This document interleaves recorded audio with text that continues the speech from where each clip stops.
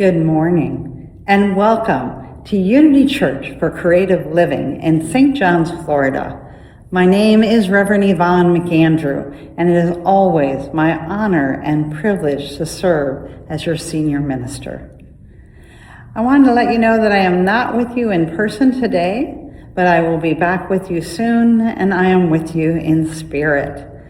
I invite you to sit back, relax, enjoy the guest speaker that we have for you today and the gifts that are here for you today.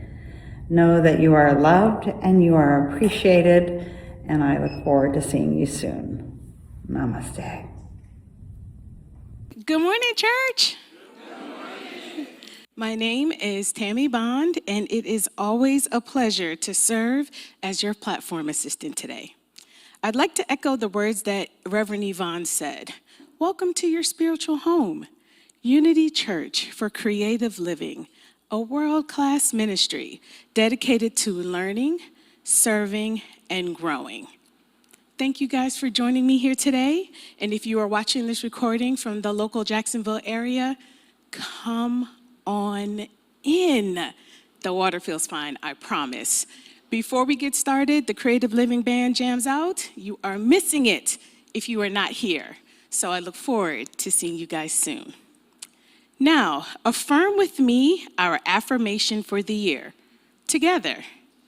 We align with our bliss in 2026 and beyond, and beyond. All right, with all the alignment and positive energy buzzing around me, let's drop down to our heart space and open with prayer.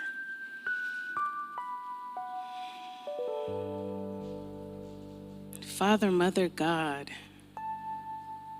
we give thanks for Unity Christ Church, a community that uplifts one another and the world. Thank you for a spiritual place to call home, for open hearts and spirits, because the church is not the building, the church is the people.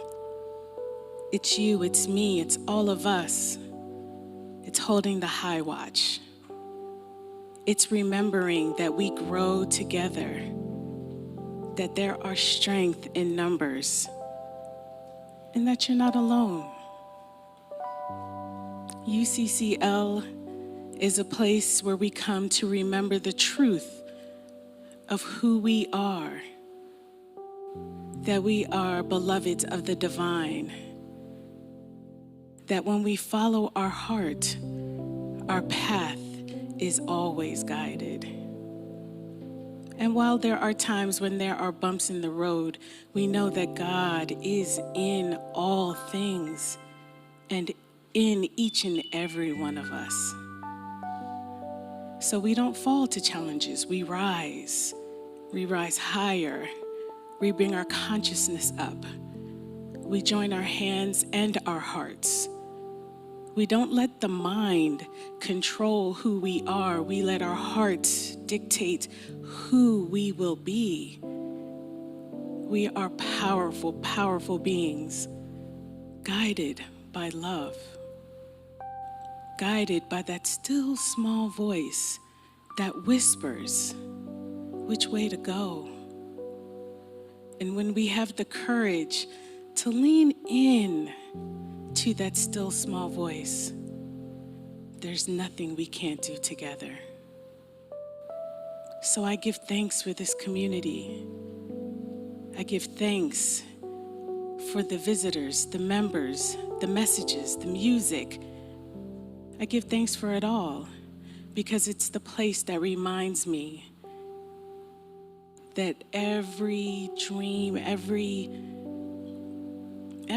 that I hold dear is possible. That unity is a place that rises above everything, and we soar, and we soar. So with hearts remembering who we are, connected, sending love not just in this room, but out into Jacksonville, out into Florida, out into the US, out into the countries of the world. We send love, we send peace, and we know the truth that we are one. And there is nothing we can't do together. And so it is. Thank you, sweet, sweet Spirit. Amen. Amen. All right. Our guest speaker today is Nathan Crane. Nathan is a somatic nervous system practitioner, holistic health professional, humanitarian, spiritual guide, and the founder of the Awaken Process. He works with individuals and leaders navigating life-altering challenges, helping them to recalibrate their nervous system, unwind fear-based survival responses, and dissolve deeply rooted emotional and behavioral imprints that often contribute to chronic stress, disease vulnerability, and destructive coping mechanisms. His clients include high-functioning adults and leaders, as well as anyone facing cancer, caregivers under chronic stress, and those struggling with addictive tendencies or self-sabotaging patterns. Drawing from over 2 decades of study, multiple certifications and awards, and lived experience, including overcoming addiction, trauma, depression, chronic stress, he integrates somatic nervous system science, adaptive pattern transformations, holistic health principles, and spiritual awareness practices to a grounded, structured path of lasting healing, clarity, and internal stability. Nathan's talk today is called The Missing Link to Healing. Stay tuned. I know you're intrigued. I am. He does a lot. Welcome, Nathan. It's great to have you. Today is a great day. Namaste. Namaste means the divinity in me honors and greets the divinity of all of you. So turn to your neighbors and say, Namaste. Namaste, church. Namaste, Jeremy. Let's all stand to our feet as we welcome each other while we sing, welcome home. 2, 3. Come on, slip our hands together. Lift up our voices as we lift the energy.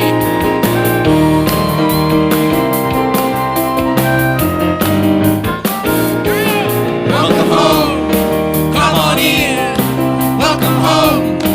You belong. Welcome home. Come on in. Welcome home. You belong. Welcome home. Come on in. Welcome home. You belong. Welcome home. Come on in. Welcome home. You belong.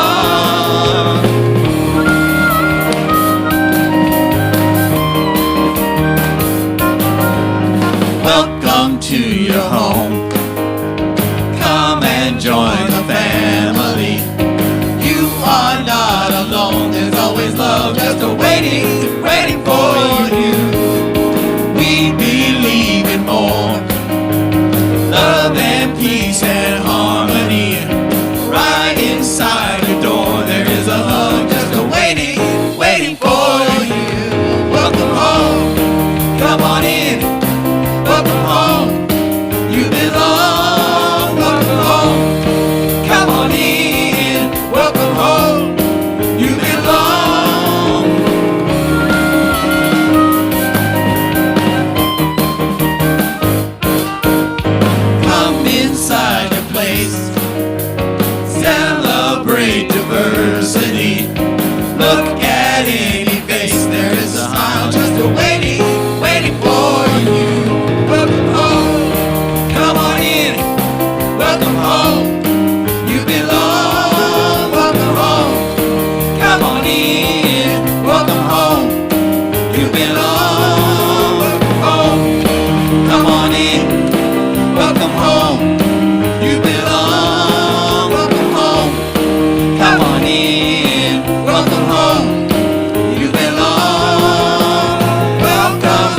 welcome home. God is good. I love it. You know, I remember sitting here, right here actually, almost 2 years ago, thinking, wow, what a blessing it would be to serve this community one day and maybe share something from up here that might be of use for everybody. And a couple of months ago, Reverend Yvonne came over to my studio in Ponte Vedra, and I interviewed her for my podcast. And after we, talked for probably 2 or 3 hours, she said, why don't you come and teach at Unity? And I said, sure. What do you want me to teach about? She said, everything we just talked about.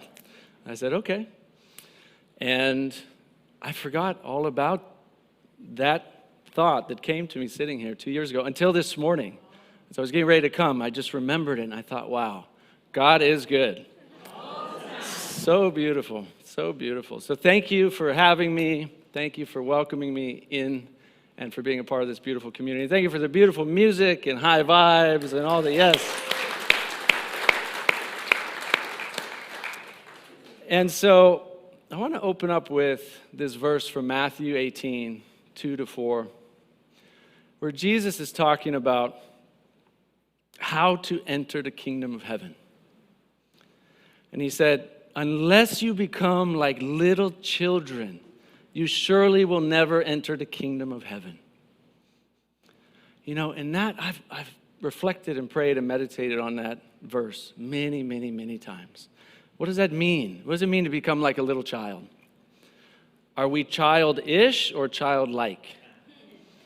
Are we screaming and whining and complaining and wanting everything that's ours, me, mine, mine, mine? Or are we joyful and creative and loving and humble and silly and just being ourselves, not caring what anybody thinks?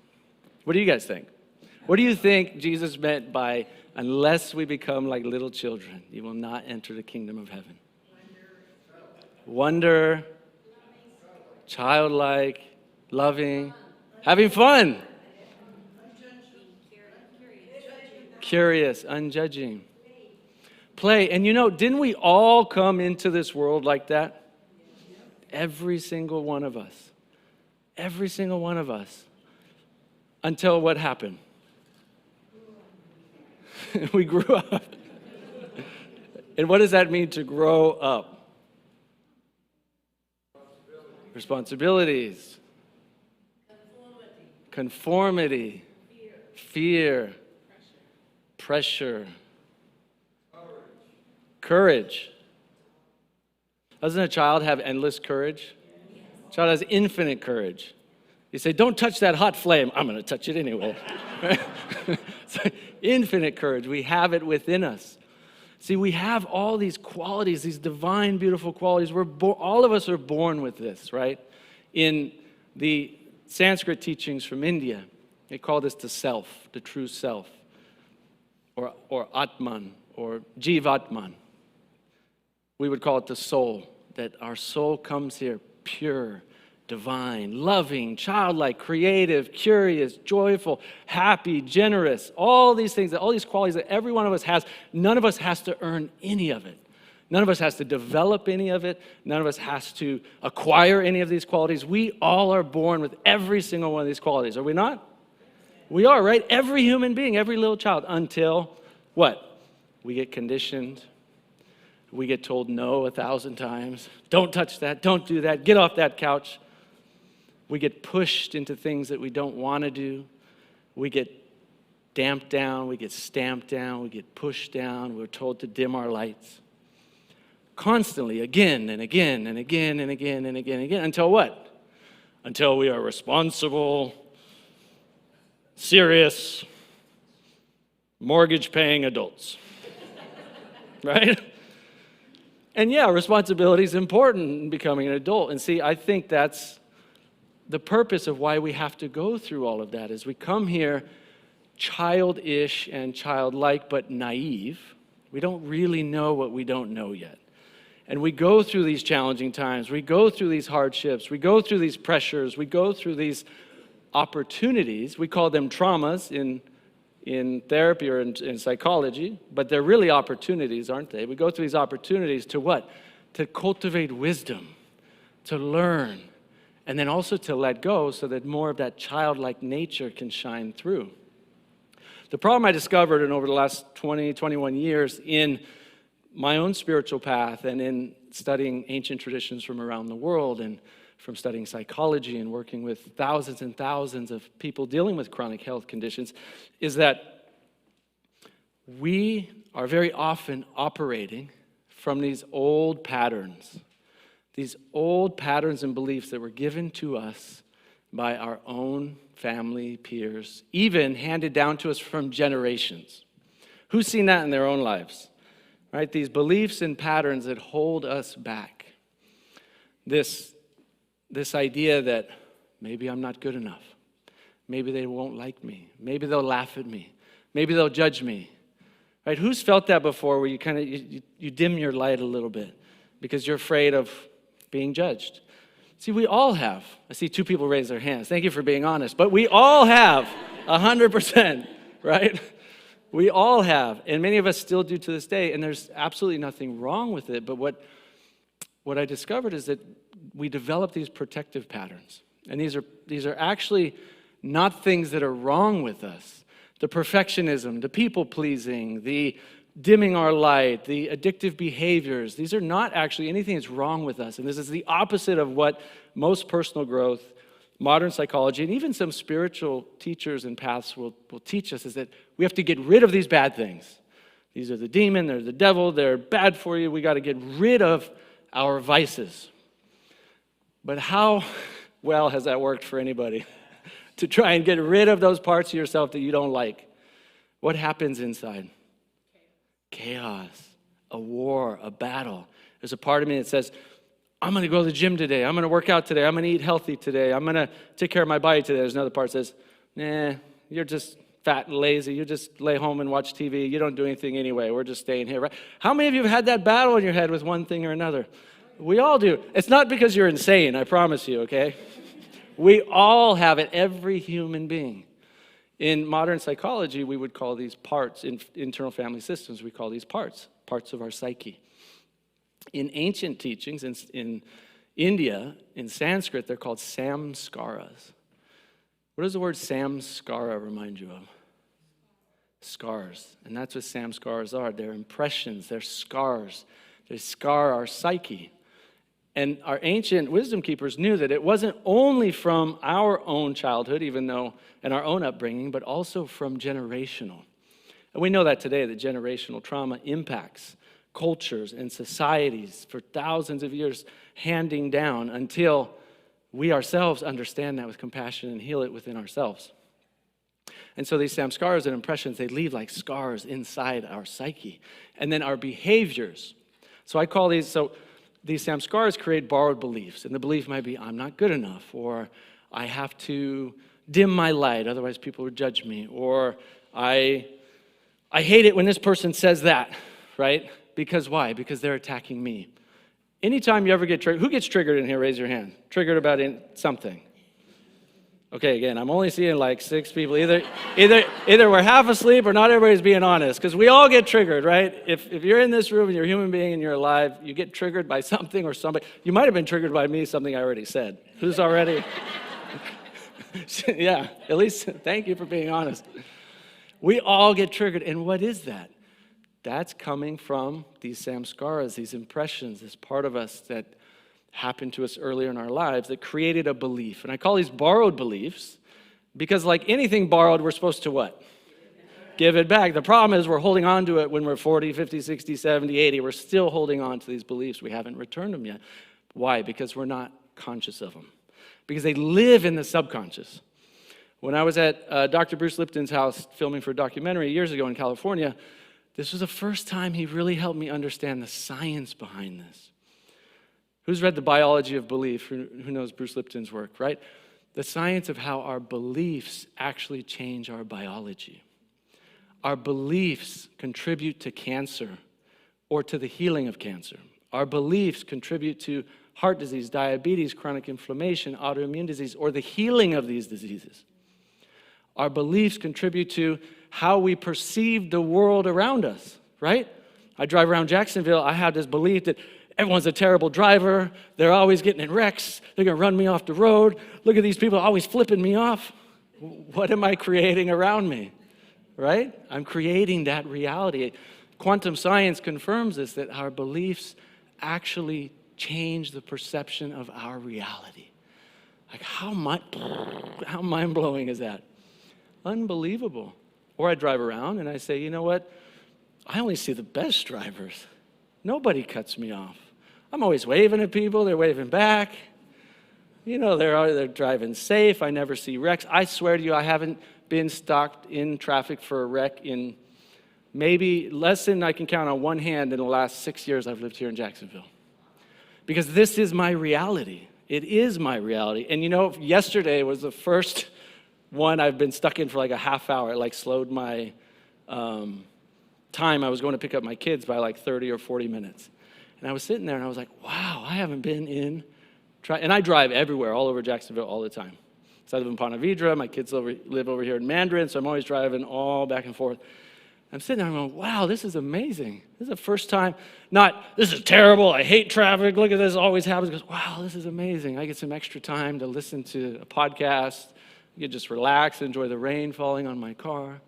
And this is the first time I've been, she's laughing, the first time I've been stuck in traffic for, that I can count. And why is that? It's not because I'm special, it's because our beliefs literally create our reality. Now, the problem is, with a lot of the work around, and most of you already know everything I'm saying up here, right? It's just, a lot of it is just reminding.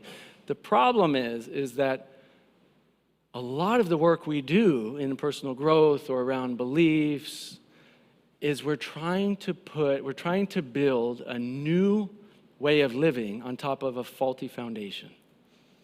So it's like we have this kind of sewage plant that's been given to us by our family, parents, peers, generations of what people would say stinking thinking, right? Just negative thinking. These traumas and emotional challenges and beliefs have been given to us since we were 1, 2, 3, 5, 7, 10. And now we're saying, well, let me think positive. Let me see the world through a different lens. Let me love everybody and be kind and compassionate. And yes, we should always do that. Affirmations and look in the mirror and, you know, tell yourself you love yourself and tell your neighbor you love them. Like all the actions and the positive thinking and things we can do consciously is good and we should always do it. The problem is, as Bruce Lipton has identified in his research, is only 5% of our life comes from the conscious mind. 95% comes from the subconscious. How many of you react to something or somebody and then later go, whoa, why did I do that? Why did I say that? Why did that happen? Right? Show of hands. Okay, we're getting more honesty here. Thank you. I'm seeing more and more people raise their hands. We all do it, right? And so the awareness is actually the first step that I teach when I work with my clients is awareness. And when we go in and we start to do some of this deeper work inside the subconscious, we gain more awareness of why we do these things. And then the next steps of acknowledgement and acceptance, appreciation, eventually compassion for these parts of us allow us to not only catch ourselves sooner, but eventually stop it altogether.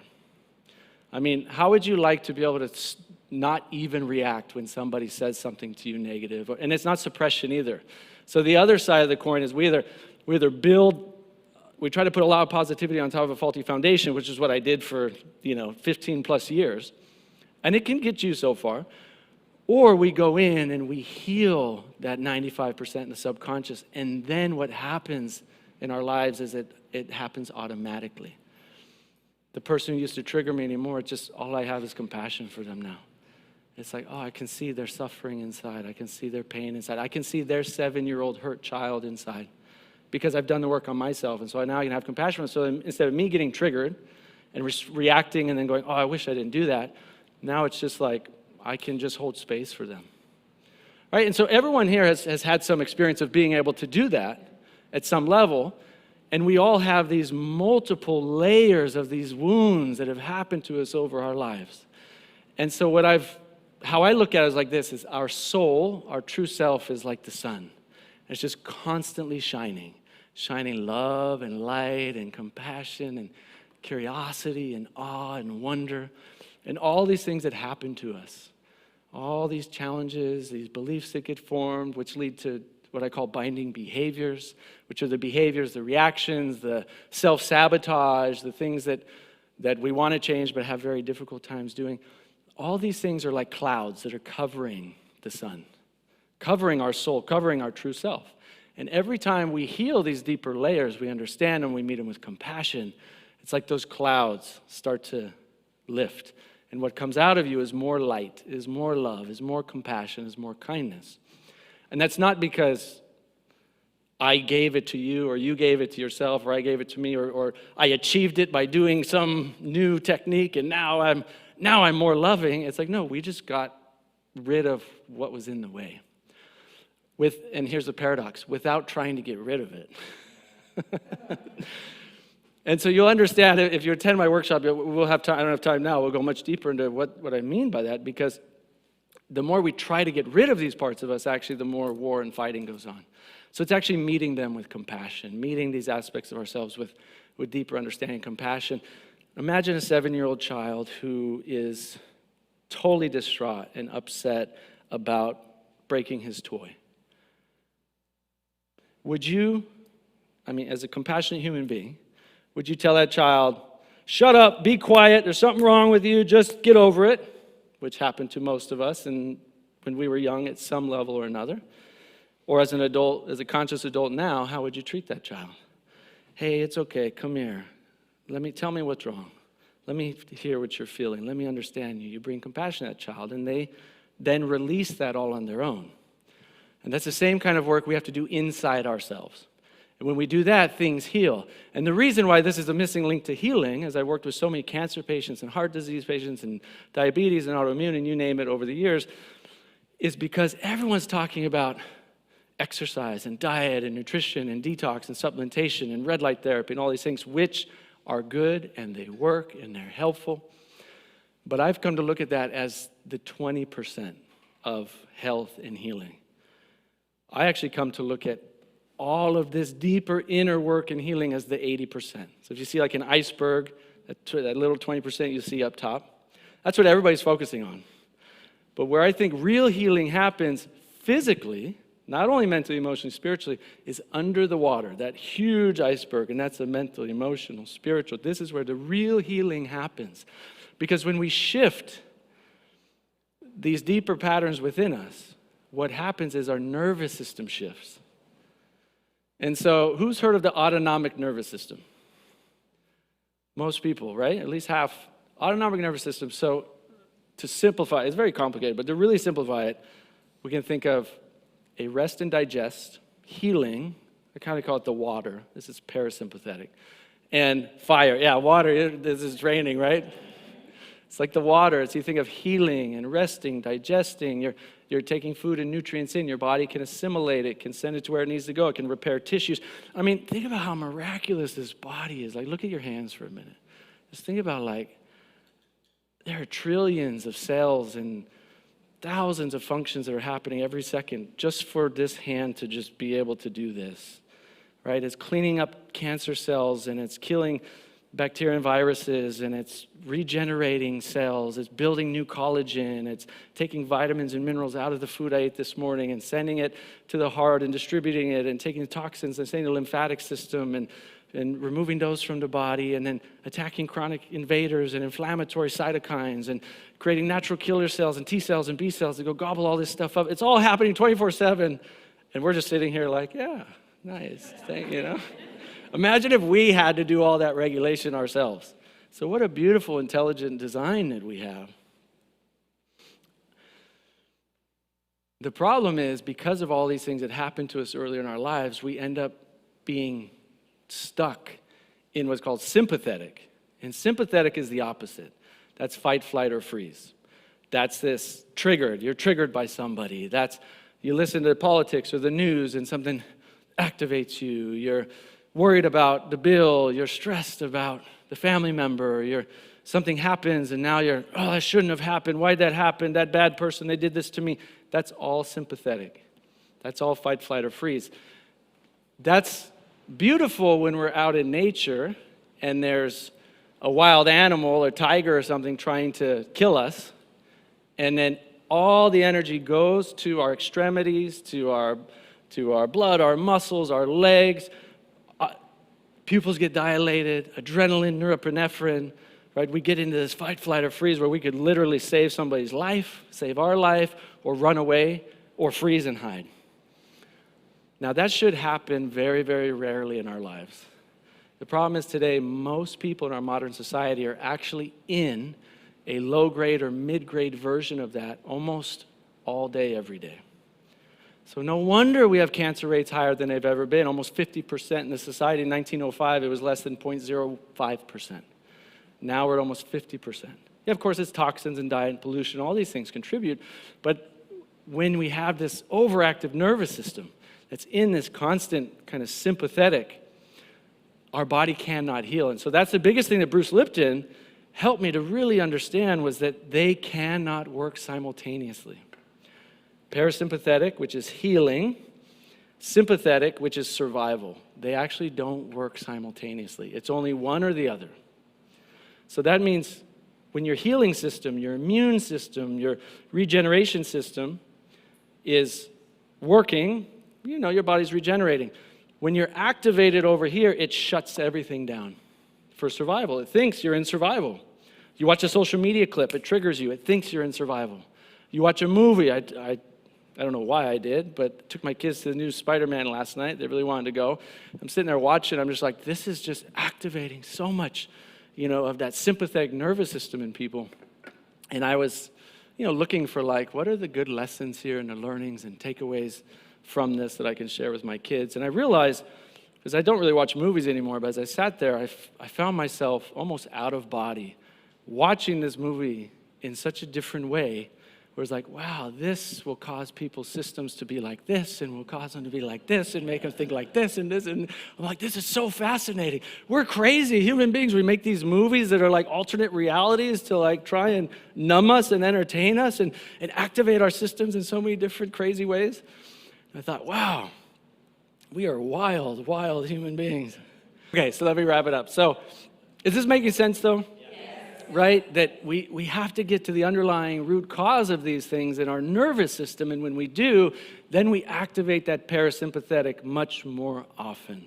And the more often we activate that, and the more we live in that, the more our body can heal itself and benefit from all the treatments and protocols and diets and everything else we're doing to try and heal our body. This is why I have patients who reach out to me all the time, and clients who reach out who said, I've been following your work for the last 2 years. I had stage 4 cancer diagnosis. They sent me home to die, and now I got my life back and I'm cancer-free. I get these messages and comments and emails and things from people all the time. I'm not saying just doing this work will guarantee that you won't have a disease or you'll heal from a disease, but it's definitely the core thing I absolutely encourage everybody to prioritize in our lives. So I was going to lead a little nervous system. Yeah, so I have time for that? Okay, good. Okay, so we'll do a little short, I think I have 5, 6, 7 minutes. Kind of just activate the parasympathetic a little bit. And then if you want to join us for an in-depth workshop, we have 90 minutes to go much deeper into all this. And it'll be about a 45-minute deep experience of everything that I'm talking about. So let's just sit comfortably, feet on the floor, spine erect. Let's take a deep breath in through the nose and let it out through the mouth. Take another really slow, deep breath in through the nose. Long, deep exhale out through the mouth. If it's comfortable, you can close your eyes. Observe your body. Feel the whole weight of your body resting in the chair beneath you. Feel as if your back is supported. And feel as if the earth is coming up to support you from underneath. See if you can relax your shoulders and your body completely down into your chair. And we'll take another deep breath in through the nose, feeling all the way up. A long, deep exhale out through the mouth.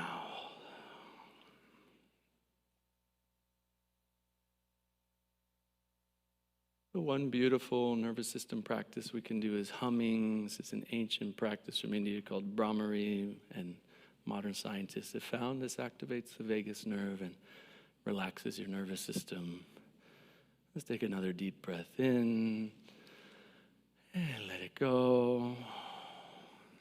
And the humming will be with our mouths closed, and we hum like a bee. It's actually called bumblebee, Brahmari.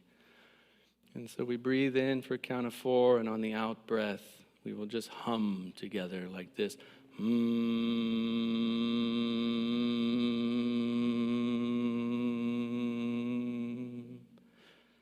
Take a deep breath in.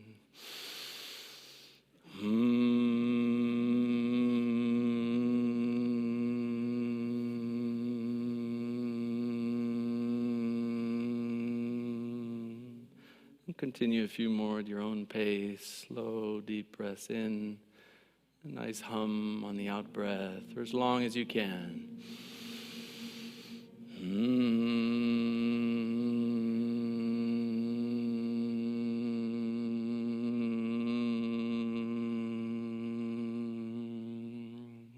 Continue a couple more at your own pace. See if you can even bring a gentle smile to your face.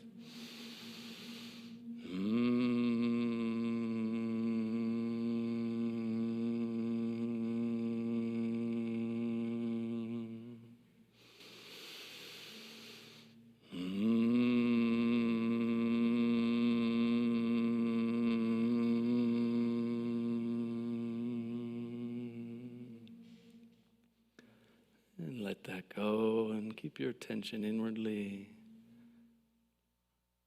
Notice your breath as it moves in and out through your nose.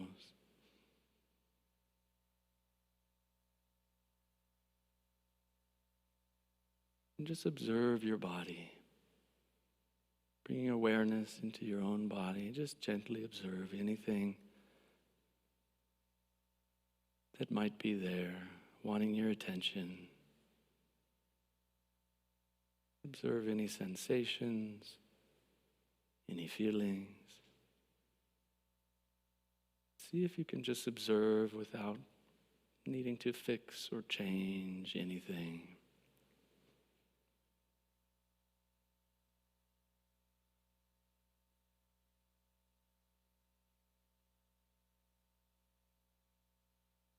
And see if you can begin to now expand your awareness outward in all directions around you.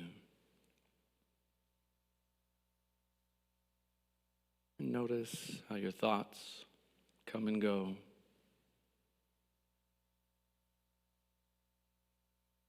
How your emotions come and go. How sensations come and go. They're all like waves on top of the ocean.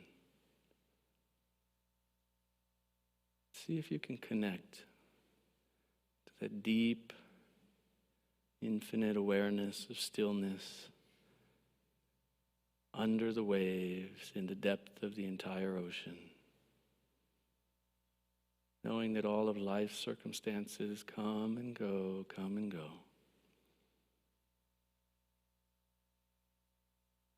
And yet there's also a deeper part of us that can hold space for all of it without judging, without fixing.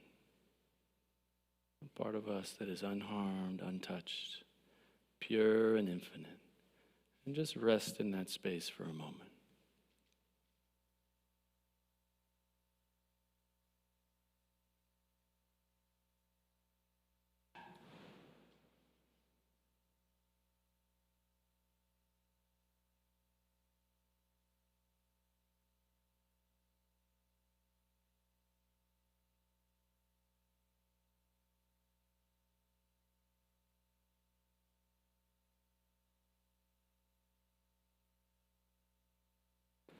And when you're ready, let's take a deep breath in and let go. if you're ready, you can gently open your eyes. And just noticing internally how you feel now. Noticing any differences. How's your mind, emotions now from when we just started? More relaxed, calm. And see, this is a parasympathetic. This is entering into that healing state. And we want to be in that state as often as possible. And at the same time, there are all these samskaras that are preventing us from being there. And so it's these kind of daily practices, but then also deeper subconscious healing practices that we do through a process I teach that I'm going to lead at 12:30 today called the Awaken Process. It helps us get to the root of that and allow our system to be in that calm, clear, collected state of mind more often. And then our body has everything it needs inside of itself to heal itself, to rejuvenate, and to thrive. So I think that's my time. Thank you all so much. It's been a blessing and a pleasure to be with you.